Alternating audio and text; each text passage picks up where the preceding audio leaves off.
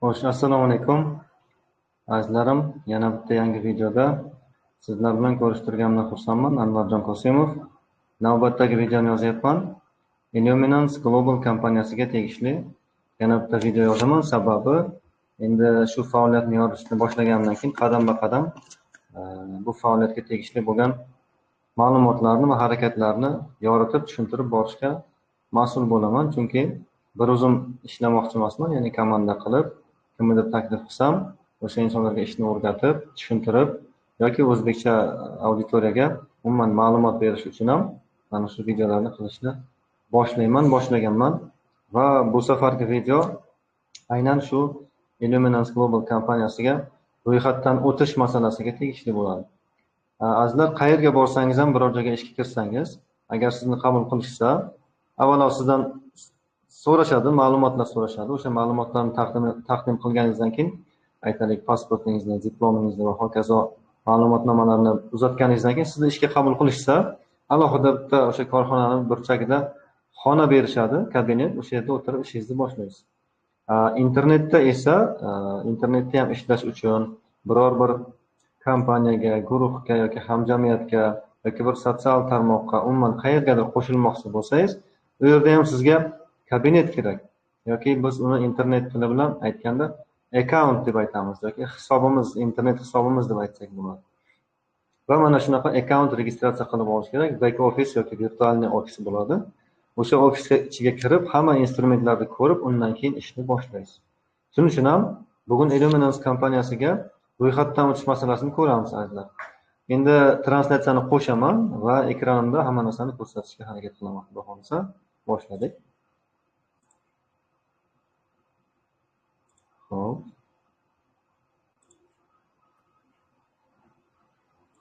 O'ylashimcha, meni ham ko'ryapsiz va Xudo xolisa men ekranimni ham ko'ryapsiz.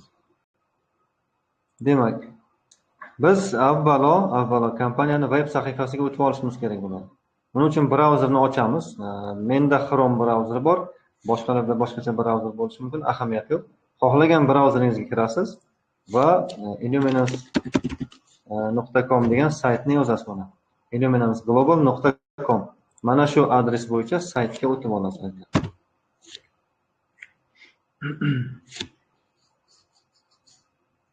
Mana shu joyda bosh sahifada ko'rishingiz mumkin. Mana YT degani kirish degani, zaregistrироваться degani esa ro'yxatdan o'tish degani bo'ladi. Eng birinchi kirib kelgan odam saytdan ro'yxatdan o'tish kerak. Zaregistrироваться tugmasini bosish kerak bo'ladi. Yoki ro'yxatdan o'tgan bo'lsa, YT yana kirish tugmasini bosish kerak. O'shandagina odamzodni kabinetiga, ya'ni unga ajratilgan kabinetga olib kirib berishadi. Sayt orqali kirish eshigini bosib, mana shu YT tugmasini bosib, login parollaringizni berganingizda o'z kabinetingizga o'tasiz va o'sha yerdan biznesingizni nazorat qilasiz. Demak, endi birinchi kelgan odam zaregistrироваться tugmasini bosish kerak bo'ladi. U insonga mana bunaqa oyna ochiladi. Va bu oynada ma'lumotlar kiritilib, ro'yxatga olinadi va ko'k tugmani bosganda yaratib beriladi yangi account, yangi kabinet. Qarang, bu yerda nima ma'lumotlar bo'ladi. Biz hozir birinchi o'rinda saytni bosh sahifasiga o'tib, ro'yxatdan o'taylik degan tugmani bosdik, zaregistrироваться degan joyni bosdik. Mana shu oynaga keldik. Buni boshqacha yo'li ham bor, chunki mana bu yerdagi ma'lumotlarni hozir aytib o'tib ketaman. Login apply degan narsa bor. O'sha login apply degan narsani ham hozir sharhlab o'tib ketaman. Demak, mana shu oynaga bir nechta ta'rif berib o'tay, bu birinchi usul. Shu oynaga yetib kelishning birinchi usuli bosh sahifadan kelyapmiz mana. illuminanceglobal.com ga kirdik, saytni taniymiz, endi tasavvur qiling, tanishib chiqdik, endi xohish paydo bo'ldi, ro'yxatdan o'tamiz. Demak, zaregistrироваться tugmasini bossak, biz baribir mana ruschada ko'ramiz, chunki inglizcha bizga notanish bo'lishi mumkin. Menga notanish emas, sizga notanish bo'lishi mumkin. O'shaning uchun ruscha variantini tanlab olasiz, mana til degan joyda rus tilini tanlab olgan bo'lishingiz kerak. Endi saytni adresiga e'tibor qilasiz mana. User deb nuqta deb keyin saytni adresi boshlandi. Oxirida sign up degan bo'limga o'tdi. Ya'ni sizni boshqa oynaga olib o'tdi. Bu adres boshqa, boya yozganimiz boshqa. Demak, siz mana shu eshikka yetib keldingiz. Mana bu yerda boya aytilgandek ma'lumotlaringizni kiritishingiz kerak. Endi bu yerda mana bizni Quantvay nodamiz bor, o'shani reklamasi turibdi. O'zini ko'rsatib, chiroyli rasm bilan mazmunni aytib o'tibdi. Lekin mana bu yerda o'sha boshda aytib o'tganimizdek ma'lumot taqdim etishimiz kerak. Oddiy tashkilotga borganingizda diplomingizni, pasportingizni, ba'zi bir spravkalarni, ma'lumotlarni so'rashsa, bu yerda boshqa narsa so'rashadi. Onlayn rejimda qayerdandir ro'yxatdan o'tsangiz yoki bir joyga ishga kirayotgan bo'lsangiz, onlayn sizga mana shunga o'xshagan ma'lumotlarni so'rashadi. Birinchi o'rinda login, ya'ni vash login yasang, ya'ni sizni nomingiz bo'lsin. Agar xalq tili bilan tushuntiradigan bo'lsam, bu laqab degan narsaga to'g'ri keladi. Laqabi nima deyishadi? O'sha login degani bu laqab. O'zbekchaga to'liq tarjima qilsa. Saytlarda bo'lsa login, ya'ni qanaqadir kalit so'z, o'sha kalit so'z bilan sizni tanib olishadi. O'shaning uchun ham login o'ylab toping. Bu yerga o'zingizga ma'qul bo'ladigan bir login o'ylab topasiz. Ism, raqam, ba'zi bir so'zlar, aytaylik kimgadir boshqacha so'zlar yoqadi, misol uchun aytaylik nima deydi? Boksyor yoki kaskadyor yoki bir gul yoki bir muhabbat, shunga o'xshagan hamma inson har xil login o'ylab topadi, o'zini fantaziyasidan kelib chiqib. O'zini qanday qilib tanishtirmoqchi mana shu internet dunyosida. Mana shu saytning egalariga o'zini kimdek tanishtirmoqchi.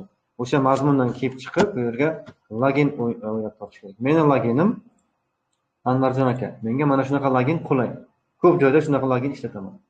Mana shunaqa login kiritgandan keyin esa aytaman, shu ism, shu kalit so'z bilan meni taniysizlar deb aytaman.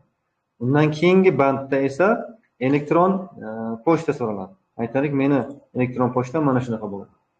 Mana shu ikkita ma'lumot menga tegishli akkauntni bosh ma'lumotlari. Hozir men o'zimnikini originallarini qo'yib sizga videoda ko'rsatyapman.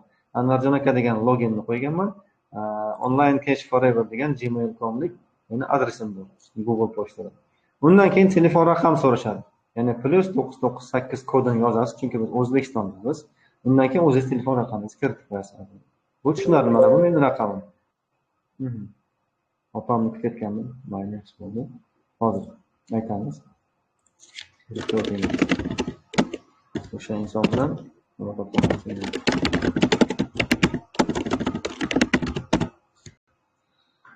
Yaxshi, davom etamiz. Suhbat qilmoqchi edim, yetib keldilar. Demak, telefon raqamimizni kiritdik. Telefon raqamimizni kiritganimizdan keyingi ma'lumot bu yerda parol. Endi mana shu login, pochta, telefon raqamidan keyin esa shu kabinetga faqatgina siz biladigan parol kerak bo'ladi. Parol nima ekanligini bilasiz, u ham yashirin so'zlar, kalit so'zlar bo'ladi. Parolingizni yozasiz. Harflardan, raqamlardan, maxsus simbollardan iborat bo'lishi mumkin. O'zingiz o'ylab topasiz va hamisha esingizda saqlashingiz kerak bo'ladi. Yoki bo'lmasa yaxshilab bir toza daftarga yozib qo'yishingiz kerak bo'ladi. Xuddi shu aytilgan parolni hozir nima simbollar ketma-ketligini tergan bo'lsangiz, yana bir marta takrorlang deyshadi. O'shalarni yana bir marta yozib berasiz. Tasdiqlasa, demak, ikkalasi mos kelsagina sizga registratsiya qilib berishadi. Va mana oxirgi bandga keldik, azizlar. Shu joyda sharhlab o'tishim kerak bo'lgan narsa. Birinchi usulda veb sahifani bosh sahifasidan kelsak, mana bu yerda login upliner degan narsa bo'lmaydi. Mana shu satr bo'sh turadi. Va biz hozir endi bu joyga kim bizning sponsorimiz bo'lsa, o'sha insonni kodini olib kelib joylashtirishimiz kerak, loginini olib kelib joylashtirishimiz kerak. Undan keyin esa mana bu yerda men o'qib chiqdim, roziman shartlaringizga deb mana bu yerdagi shartlar bor, ssilka bilan ochiladigan narsa. Galchkani, bayroqni qo'yib, mana bu yerda uplinerni kim tavsiya qilgan bo'lsa, o'sha tavsiyachining kodini kiritilsa, ma'lumotlar bandlari hammasi to'ldirilgan bo'ladi. To'ldirilgan bo'lgandan keyin sozdать account deb tugmani bosganimizda bizda yangi kabinet paydo bo'ladi, azizlar. Hozir qarang, mana shu login upliner degan joyda biz ma'lumot kiritmayapmiz. Bitta bosib ko'ramiz, qani qarang nima deydi. Sistema bizga javob beradi. Qani? Email или login уже существует. Meni loginim va elektron pochtam Illuminance Global saytini bazasida mavjud. O'sha uchun menga yangi akkaunt yaratmayapti. Agar shu yerda boshqa login kiritgan bo'lsaydim, yangi pochta kiritgan bo'lsaydim-da, tugmani bossaydim, aytardi. Login upliner degan joyni to'ldirmadingiz deb mana bunaqa qizil yozuv chiqqan bo'lardi. O'sha holatda yana boshqatdan uplinerning loginini yoki kodini topib izlab olib kelish kerak bo'ladi va mana shu satrga kiritib joylashtirish kerak bo'ladi. Endi buni avtomatik tarzda qilishning yo'li bor. o'sha narsani ko'rsataman. Bu ikkinchi usul. Chunki mana bu bandlarni siz o'zingiz to'ldiradigan bo'lsangiz, oxirida login upline degan narsa avtomatik tarzda to'ladigan, yozilgan holat bo'ladi. U uchun esa siz avvaldan mana shu saytga kirishdan oldin sponsor bo'lmoqchi bo'lgan odamdan uni havolasini, referral ssilkasini olishingiz kerak bo'ladi. Olganingizda o'sha ssilkani brauzerga qo'ysangiz, demak mana bu yerda login upline degan kod avtomatik tarzda yozilgan bo'ladi. U kod faqatgina kompaniya tomonidan biriktirilgan va o'zgarmas bo'ladi. Simvollar ketma-ketligi bo'ladi. Keling o'sha narsani endi harakatda ko'ramiz, amalda qanaqa bo'ladi. Hozir men yangi kelgan odam saytga kirib qolsa, qanday qilib registratsiya bo'limiga o'tishi mumkin degan savolga javob bo'lsin deb birinchi variantni ko'rsatdim. Mana oxirida sayt o'chiramiz. Bosh sahifa bilan saytni bor yo'g'i boshlang'ichdagi to'liq adresini yozamiz mana. Web sahifani boshlang'ich joyiga oynasiga keldik. Mana zaregistrироваться tugmasini bosganimizda boyagi keyingi eshikka o'tgan edik azizlar. Lekin endi ikkinchi usul bor. U to'g'ri harakatli, to'g'ri usul bo'ladi. Mantiqan nimaga desangiz, sponsor bo'lmoqchi bo'lgan odam, sizni shu yerga chaqirib kelgan odam sizga o'zini havolasini berib, undan keyin saytga olib kirib kelish kerak. Chunki uni havolasi sizni saytga olib kirib keladi-da, o'sha insonning strukturasida to'g'ri registratsiyadan o'tib, uni komandasiga joylashishingiz kerak bo'lgani uchun ham boyagi bandda sponsoringizni kodini avtomatik tarzda yozib qo'ygan bo'ladi. O'sha referral ssilkani sponsor qayerdan oladi? Ana shu joyini ko'rib chiqamiz va uni qanday qilib uzatish mumkin, keyin qanday qilib to'g'ri yetib kelish mumkin mana shu registratsiya sahifasiga. E'tibor qilamiz, mana bu yerda YT degan tugma bor deb aytdim. Avvaldan ro'yxatdan o'tgan hamkor o'z kabinetiga kiradi bu eshik. YT tugmasini bosib, bu eshik orqali kiradi. Mana bu yerda oyna boshqacha. Bu yoqda ikkitagina band bor, ikkitagina satr. Bu yerda mening loginim teriladi va parolimni teraman. Parollar albatta ko'rinmaydi. Chunki bu xavfsizlik tadbiri. Loginim, parolimni terganimdan keyin va YT tugmasini bosishim kerak bo'ladi. YT tugmasini bosganimda meni saytga olib kiradi azizlar. Mana hozir opamga yozib yuboray bitta.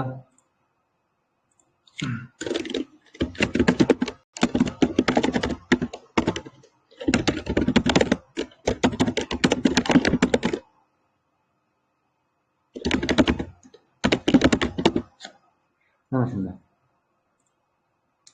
Qarang, men kabinetni chekirdim. Accountimni ko'rdingiz avvalgi videolarda, bu yerga kirib keldim va bizda nima bor endi? Mana bu bandda boshlang'ich oynada menda mana bu yerda satr bor. Moy referalniy kod degan satr bor. Ustiga bitta bosganimda yangi oyna chiqadi va menga QR kod bilan referal havolamni o'zi chiqadi. QR kodni orqasida ham mana shu referal havolam joylashtirilgan bo'ladi, yashirilgan bo'ladi. Agar men QR kod orqali uzatmoqchi bo'lsam, mana shu QR kodni o'zini rasmga tushirib uzatishim kerak bo'ladi. Yoki bo'lmasa mana bu havolamni uzunligicha hammasini ko'chirib olishni xohlasam, mana bu kopировать tugmasini bosishim kerak. Avtomatik tarzda kompyuterning xotirasiga bu havola kopiya qilib olinadi. Buni isbotlash uchun hozir mana ko'rsataman. Yangi qog'ozga qo'yamiz. Mana bu meni referal havolam hisoblanadi. Aktiv hamkor, ro'yxatdan o'tgan hamkor, yangi hamkorni o'ziga chaqirib kelayotgan bo'lsa, mana shunaqa referal havolasi orqali chaqirib kelish kerak. Birinchi marta saytga kirayotgan vaqtida. Birinchi marta saytga kirayotgan odam mana bu illuminance.com degan saytni birdan terib, zaregistrироваться tugmasi bilan bossa, biroz qiynaladi. Chunki siz mana bu o'zingizga tegishli bo'lgan kodni bermagan bo'lishingiz mumkin. Va bu yerda e'tibor qiling, mana bu havola hamma hamkorda bir xil bo'ladi. Faqatgina har bitta shaxsni o'ziga biriktirilgan alohida simvollar ketma-ketligi u kod deyiladi. Mana bu har xil bo'ladi. Meniki mana shu simvollar mana HCP18MGP katta harflar bilan. Boshqa insonda boshqacha bo'ladi. Mana shu kod boyagi satrda terilib turgan bo'lishi kerak edi. Shuni to'g'ri amalga oshirish uchun mana shu havolani uzatishni ko'ramiz azizlar. Aytaylik, mana men saytdan havolamni kopiya qilib oldim, kompyuterning xotirasiga oldim. Bu oynasini yopaman. Hozir support ham kerak emas, yordamchilar. Oldim. Saytdan endi chekkaga chiqib turishim mumkin bo'ladi. Agar havolani uzataman desam, men u insonga onlayn uzatishim kerak. Qaysidir vosita orqali. Bu elektron pochta bo'lishi mumkin. Bu messenjerlar bo'lishi mumkin yoki oddiy SMS bilan ham shu parolni shu havolani uzatishim mumkin bo'ladi. Menga eng osoni mana olaman. Aytaylik mana Go'zal opam deylik. Misol tariqasida. Havolani bu yerga solaman va uzataman. Ko'rib turganingizdek mana menga biriktirilgan havola mana kompaniya yasab qo'ygan uzun havola bilan barobar simvoldan keyin meni kodlarim ko'rinyapti va reklama tariqasida kompaniyani tanishtirish uchun uni yuzi ko'rsatilyapti. Agar Go'zal opam mana shu havolaga bossalar, endi qarang mana bu yerda brauzerda saytni yopib turamiz. Bizda sayt bittagina ochilishi kerak. Hozir mana pochtam bor, tarjimonlar bor, ularni nimaga ochganimni tushuntiraman. Mana shu havolani ustiga bossalar, yana o'sha Illuminance Global saytiga kelamiz. Faqat endi e'tibor qilishingizni so'rayman, qarang. Faqat brauzerdagi adreslar satriga e'tibor qiling. Mana uzun havola turibdi. Boya biz qisqagina yozgan edik. Yana ko'rsataman, qarang. Illuminance Global, endi esa uzun havola turibdi. Nimaga? Bundan maqsad mana shu havolani egasi, mana bu kodni egasi Anvarjon Qosimov bo'lsa, o'zini hamkorini mana shu saytga chaqirib kelyaptimi? Biz yasab bergan mana shu uzun havolani yoniga o'zini kodini biriktirib olsin va qiynalmasin, biz unga tayyorlab qo'yib qo'ydik. Shunchaki kopiya qilib olsin-da, uzatsin. Va biz bu yerda uzatdik. Opamga uzatdim. Mana opam bosib o'tirmasin endi hozir men o'zim bosib brauzerga o'tdim-ku, buni o'chirib turaman. Ya'ni chalg'imasinlar, chunki o'sha undan shart emas hozir opamga. Men bosdim. Sayt ochildi, faqatgina menda shunday tushunchaki, endi bilaman, aniq bilaman, ustozimning havolasi mana shu. Ya'ni kimdir o'sha Go'zal opam yoki boshqasi bo'lsin, havolani olgandan keyin, bosgandan keyin brauzerda bu narsa ochilgandan keyin tushunadiki, menga sponsor bo'lmoqchi bo'lgan odamning havolasi mana shu. Aniq ko'rdim va mana bu yerga e'tibor qiling. Kod yozilganmi? Xuddi mana shu kod yuqoridagi satrda ham yozilib turibdi. Endi adashmayman, o'sha meni taklif qilgan insonni strukturasida, komandasida, katta bunaqa struktura tashkil etilgan shajarasida meni ismim ham paydo bo'ladi degan ishonch bilan ma'lumotlarni boshlab mana bu yerdan boshlab kiritaveradi. Login, pochta, telefon raqam, parol va parolni tasdiqlash va bayroqchani o'rnatish. Chunki mana bularni ham bir marta o'qib chiqish kerak aslida, qarang. Bossangiz, bu yerda politika konfidensialnosti, ya'ni bizni siyosatimizga bir bo'ysunib olishingiz kerak. Bizning qoidalarimiz bor, bizning shartlarimiz bor, hammasini bir o'qib olishingiz kerak. Shularga rozi bo'lsangiz, xo'p, roziman deng va bayroqchani o'rnating. Bayroqchani o'rnatmasangiz, biz sizga yaratib bermaymiz. Chunki bizning shartimiz bilan, bizning siyosatimiz bilan, agar kelishuvlarimiz bilan rozi bo'lmasangiz, biz sizga akkaunt ochib bermaymiz, deydi kompaniyalar hamisha. Mana shu uchun ham bayroqcha qo'yiladi va sozdать account tugmasi bosilganida sizga yangi kabinet yaratib beriladi. Va yangi kabinet yaratib berilganligini tushunib olish uchun biz pochtamizga o'tib ko'rishimiz kerak bo'ladi. Pochtamizga o'tganimizda kompaniyadan mana bunaqa xabar keladi. Illuminance, mana welcome to Illuminance. Nima degani bu? Illuminance'ga xush kelibsiz. Hello Anvarjon aka. Ya'ni siz qo'ygan login bilan sizga murojaat qilishadi. Endi buni mantiqiy ma'noga ega bo'lishi kerakligini tushungan bo'lsangiz kerak. Mana Anvarjon aka deb menga muomala qilishsin degan maqsadda shunaqa login qo'yganman. Siz aytishingiz mumkin, demak, chiroyli qiz, chiroyli yigit deb muomala qilishaversin deb o'zingizga xos login qo'yishingiz mumkin. Endi bu yerda xat yozishyapti sizga. Hello Anvarjon aka. Salom sizga Anvarjon aka. Tabriklarimiz sana. Mana bu so'zni bitta olamiz. O'zbekchaga tarjima qilib ko'rsataman sizga. Congratulations, you have successfully registered in the Illuminance ecosystem. Buni hamma ham tushunmaydi. Darhol borib переводчикка kelasiz, Google tarjimonga matnni qo'yasiz. O'zbekchaga tarjima qilib ko'rasiz. Tabriklaymiz. Siz Illuminance ekotizimida muvaffaqiyatli ro'yxatdan o'tdingiz. Mana qarabsizki, mana sana. Qaysi sanada? 18-iyun 2026-yilda mana shu xat kelgan. Chunki men o'sha kuni ro'yxatdan o'tganman aslida. Va bu xatning davomida shunday narsalar bo'ladi. Ya'ni yana ham xohlasangiz tarjima qilib o'qishingiz mumkin bo'ladi, erinmasangiz. Mayli, uncha shart emas aslida, lekin o'qib ko'rgan ham ma'qul aslida. Xo'p, endi siz kapital avtomatlashtirilgan infratuzilma ichida ishlaydigan va hokazo huquqiga egasiz, deyapti. Tanishtiryapti sizga huquqlaringizni, imkoniyatlaringizni ochib beryapti. Mana sizga taqdimot ma'lumotlari, xohlasangiz tanishib chiqing, videolarni ko'rib chiqing deb mana YouTube'dagi kanaldagi videosini ham qo'yib beryapti. O'tib tomosha qilasiz va asta-asta tanishib borasiz. aytaylik, endi mana sizda akkaunt bor, endi sizni tabriklasak bo'ladi. Chunki pochtangizga xat keldi, pochtadagi xatni ochib ko'rdingiz, tushundingizki sizni qabul qilishdi, ishga olishdi. Agar tashkilotga borsangiz, ishga olishsa sizga ruxsat berishardi, ertaga ishga keling deb xonani kalitini berardi sizga. Bu yerda esa mana sizga tabrik xati, endi ishlashingiz mumkin. Demak, ro'yxatdan o'tib bo'lganingizdan keyin keyingi qiladigan ishingiz endi mana shu veb sahifadagi kabinetingizga kirish bo'ladi. Kabinetga kirib referal havolani olishni ham shu orada ko'rib oldingiz. Mana shu bilan registratsiya masalasini hal qildik desak ham bo'ladi. Chunki bundan buyog'iga gapiraversam bu boshqa mavzuga tegishli narsa bo'lib ketadi. Yaxshisi shu yerda to'xtatganim ma'qul, chunki registratsiyaga tegishli bo'lgan videoni ham o'zi ancha cho'zish kerak emas. Lekin men tafsilotli bo'lsin dedim, chunki tushunchalarning hammasi ochiq bo'lsin, kimdir nimadir harakatni qila olmay o'tirsa, qiynalib qolishi mumkin. Chunki hamma ham IT sohasida mutaxassis emas, menga o'xshab hamma ham bu yo'nalishlarda ishlab yurib tajriba orttirmagan bo'lishi mumkin, ammo Illuminansning imkoniyatlarini tanishtirganimizdan keyin ishtiyoq paydo bo'lishi mumkin. Mana shunaqa holatda mazmun jihatdan to'g'ri qadamlarni ko'rsatish maqsadida shu videoni yozdim azizlar. Keling, bo'lmasa yana bir marta yozib o'tib ketaman sizga. Aytaylik, mana nima qilish kerak? Ro'yxatdan o'tish uchun avval demak, sponsordan havola olish kerak. Hop, keyinchi havolani brauzerda ochish kerak. Keyinchi ma'lumotlarni kiritish kerak. Hop, undan keyin nima bo'ladi? Ma'lumotlarni kirgizgandan keyin yaratish tugmasini bosish kerak.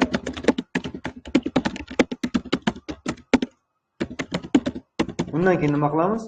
Pochtani tekshirish kerak.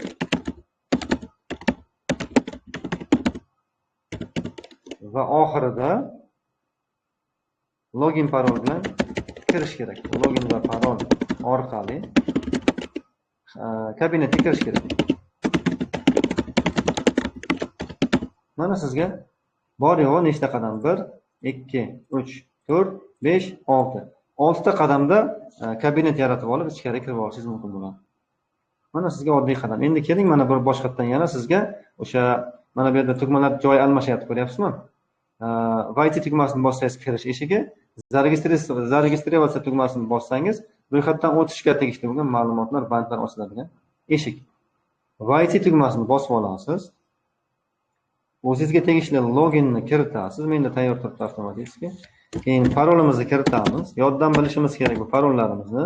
Chunki bunaqa ishlarni ko'p qilamiz. Chunki har kuni kirib chiqamiz, to'g'ri kelsa, har kuni bir necha martalab kirib chiqishimiz mumkin akkauntimizga.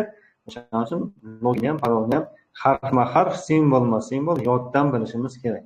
Mana hozir akkauntga kirib oldik. Ya'ni ro'yxatdan men avvaldan o'tganman, ammo tushuntirgan tartibim bo'yicha harakat qilsangiz, mana shunaqa qilib siz ham akkauntingizga kirib olasiz. Bo'ldi, boshqa narsa yo'q. E'tiborlaringiz uchun rahmat. Mana shunday qilib hammangizga oson tarzda ro'yxatdan o'tib olish nasib qilsin. Yaxshi sponsorlar nasib qilsin. Birgalikda ustoz shogird bo'lib yoki aka-uka, opa-singil bo'lib ishlab yurish nasib qilsin. Illuminance Global kompaniyasida barakali faoliyat nasib qilsin. E'tiborlaringiz uchun rahmat. Keyingi videolarda ko'rishguncha sog' bo'ling.